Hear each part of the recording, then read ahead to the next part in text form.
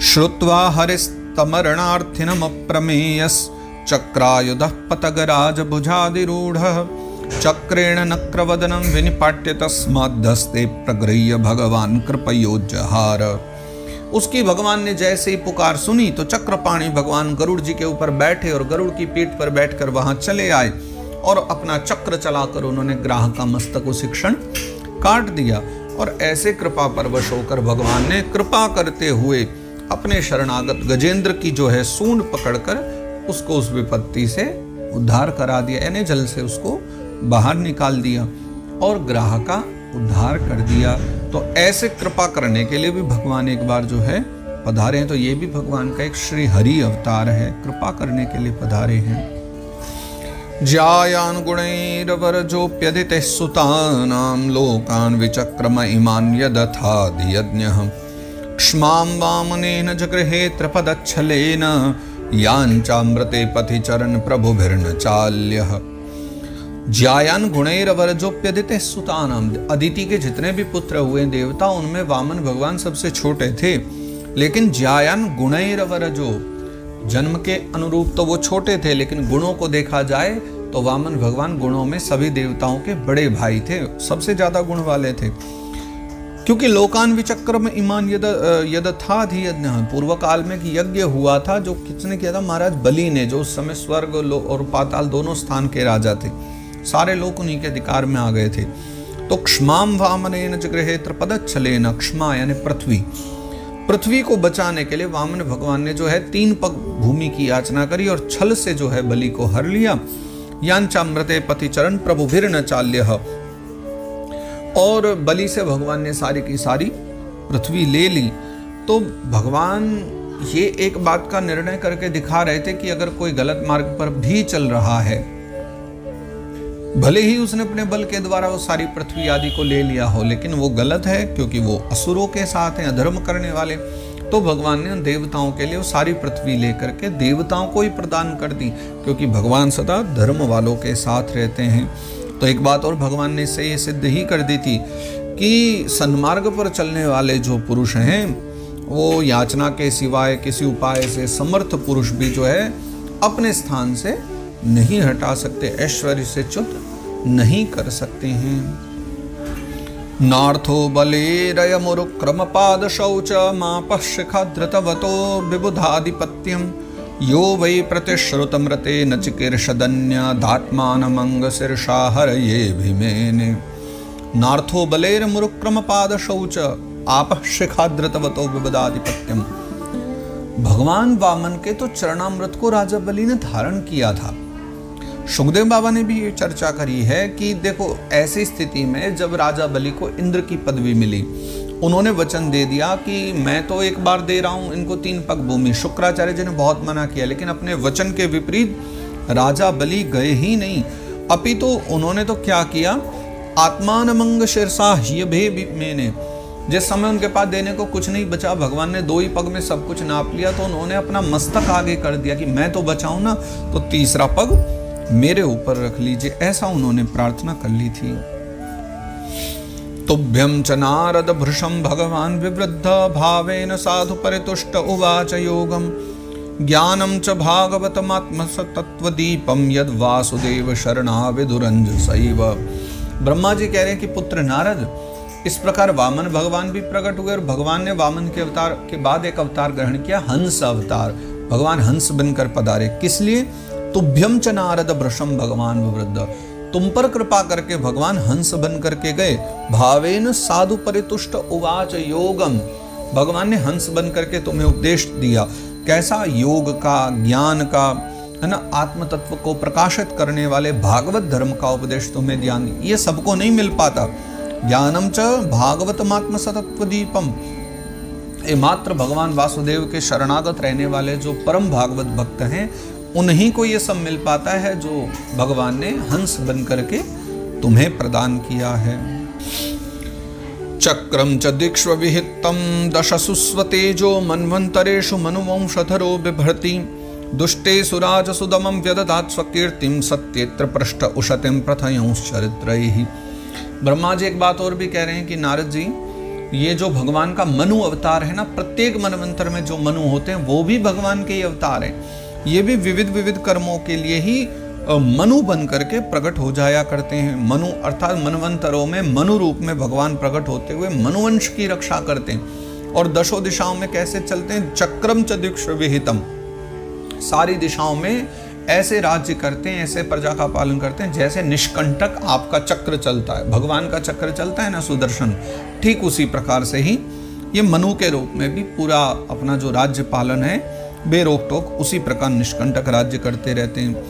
और दुष्टेषु राजसु दमम व्यदधात् स्वकीर्तिम, उनकी कीर्ति इतनी फैल जाती है और समय समय पर जो दुष्ट जन हैं उनको दंड भी दिया करते हैं।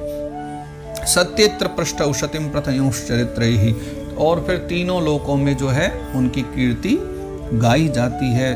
पूरे के पूरे पृथ्वी में उनका नाम इतना बढ़ जाता है क्योंकि वो कोई सामान्य व्यक्ति नहीं है, वो राजा मनु के रूप में प्रकट हुए स्वयं साक्षात भगवान नारायण ही होते हैं। धन्वंतरिश्च भगवान स्वयमेव कीर्तिर्नाम्ना नृणां पुरुरुजां रुज आशुहन्ति यज्ञे च भागममृतायुरवावरुन्ध आयुश्च वेदमनुशास्त्यवतीर्य लोके। फिर भगवान का एक अवतार हुआ है धन्वंतरी के रूप में, जो अपने नाम मात्र से ही समझो बड़े बड़े रोगी जो हैं उनके रोग को तत्काल नष्ट कर देते हैं।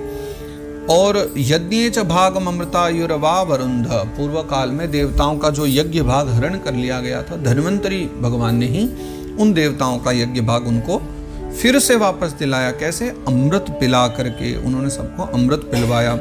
आयुश्च वेद मनुशास्त्य वतीर्य लोके, और फिर उन्होंने पूरे संसार में जो है आयुर्वेद का प्रवर्तन किया, इसलिए तो आयुर्वेद के प्रवर्तक कहे गए। उन्होंने आयुर्वेद को बढ़ाया है जिससे सब आरोग्य को प्राप्त करें, सबका आरोग्य स्वास्थ्य उत्तम रहे। क्षत्रम क्षयाय विदिनोपभृतं महात्मा ब्रह्मद्रुकुच्छित पदम नरकार्तिलिप्सु उद्धन्त्य साववनिकंटकमुग्रवीर्य स्त्रीः सप्तकृत्व उरुधार परश्वधेन। तो क्षत्रम क्षयाय अर्थात देखिए, जब संसार में बहुत सारे नारकी क्षत्रिय बढ़ जाते हैं, आर्य धर्म को नष्ट करने वाले बढ़ जाते हैं, तो क्षत्रम क्षयाय, ऐसे क्षत्रियों का क्षय करने के लिए, उनको मिटाने के लिए। और ऐसा भी नहीं जब पृथ्वी के लिए मानो कांटे ही बन जाए, कुछ क्षत्रिय अधर्म को बढ़ाने लग जाएं, तो उनके लिए फिर क्या करते हैं? ब्राह्मण द्रोही जो जन हैं उनको मिटाने के लिए भगवान परशुराम के रूप में प्रकट हो जाते हैं। ब्रह्मद्रुगुज्जित पदम नरकार्तिलिप्सु, यानी जो ब्रह्मद्रोही हैं और नरकार्ती हैं यानी नारकीय जन हैं, ऐसे लोगों को मिटाने के लिए स्त्री सप्तकृत्व उरुधार परश्वधेन, परशु के साथ भगवान परशुराम प्रकट होते हैं और 21 बार उन हे वंशी क्षत्रियों का संहार करते हैं। तो एक अवतार का भगवान इस प्रकार से भी प्रकट होते हैं एक अवतार में। अस्मत् प्रसाद सुमुख कलया कलेश इक्ष्वाकु वंश अवतीर्य गुरुर्निदेशे तिष्ठन् वनं सदयितानुज आविवेश यस्मिन् विरुद्ध दशकंधर आरती मार्छत। तो फिर वही भगवान मायापति हम पर अनुग्रह करने के लिए जो है अपनी कलाओं के साथ यानी भरत शत्रुघ्न लक्ष्मण के साथ राम स्वरूप में प्रकट होते हैं। कहाँ? इक्ष्वाकु वंश अवतीर्य और गुरुर निर्देशे। फिर करते क्या है कि वो अपने पिता का आज्ञा का पालन करते हैं। गुरु शब्द का प्रयोग है ना, गुरुर निर्देश है, गुरु यानी बड़े बड़े पिता, पिता की आज्ञा पालन करके वन जाते हैं। तिष्ठन वनम सदयितानुज आविवेश, अपनी धर्म पत्नी और भाई के साथ वन में आ जाते हैं। और यस्मिन विरुद्ध दशकंदर आरती मार्चत, वहीं दशकंदर यानी रावण, उसका वो वध करके, क्योंकि वो उनसे विरोध करता है, तो वो जो है रावण भी भगवान के हाथों ही मरता है और धर्म की स्थापना होती है। तो एक अवतार भगवान का राम के रूप में भी प्रकट होता है।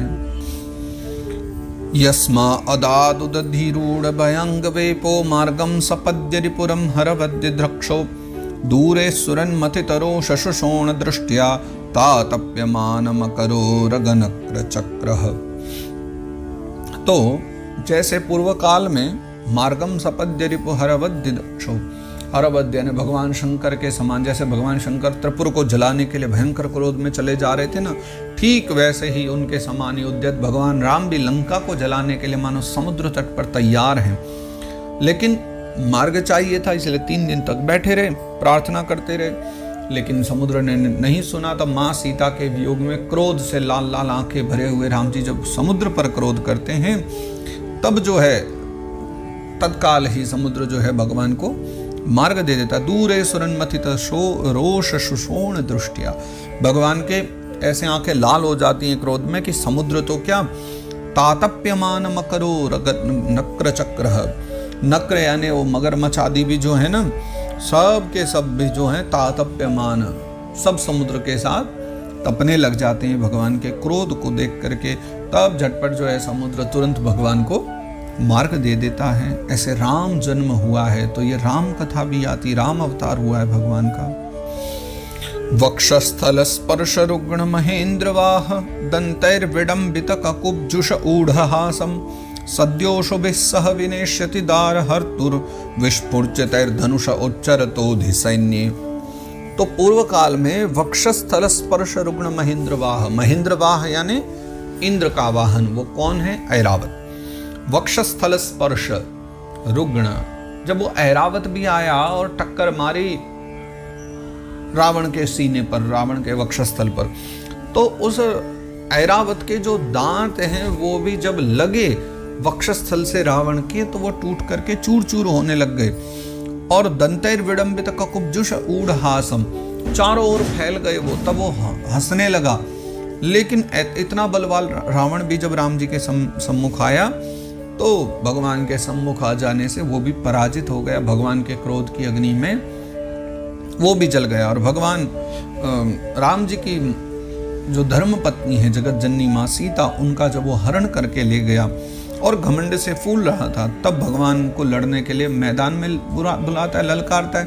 राम जी युद्ध करने के लिए चले जाते हैं, तब वहीं उसका सारा घमंड उसी के प्राणों के साथ तत्क्षण विलीन हो जाता है, अर्थात रावण भी मुक्त हो जाता है। ये राम अवतार की कथा है।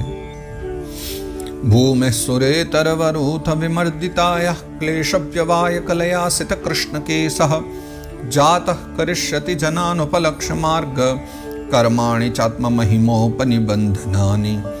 भूमे सुरे तरवरूथ विमर्दिताया, फिर भूमंडल पर बड़े बड़े असुर प्रकट होंगे, विविध प्रकार के अपराध करेंगे, भूमि उनसे दबने लग जाएगी, ऐसे कितने कर्म होंगे।